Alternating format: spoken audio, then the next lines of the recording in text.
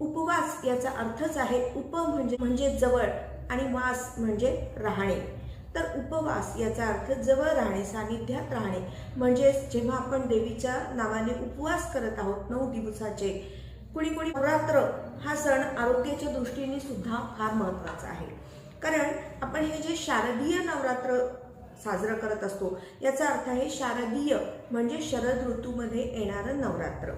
तर शरद ऋतू हा ऋतू असा आहे की पावसाळा संपलेला असतो, जवळपास संपत आलेला असतो किंवा संपलेलाच असतो आणि त्यानंतर हिवाळा सुरू होतो आणि तीव्र थंडी सुरू होते। मग हा जो काळ आहे तो ऋतुसंधीचा काळ समजला जातो। तर या ऋतुसंधीच्या काळामध्ये काही शारीरिक व्याधी डोकं वर काढू लागतात। त्यामुळे आपली प्रतिकार शक्ती वाढवण्यासाठी आपण जास्तीत जास्त उपवास केला पाहिजे। विज्ञानाने सुद्धा हे सांगितलेलं आहे की उपवास करण्यामुळे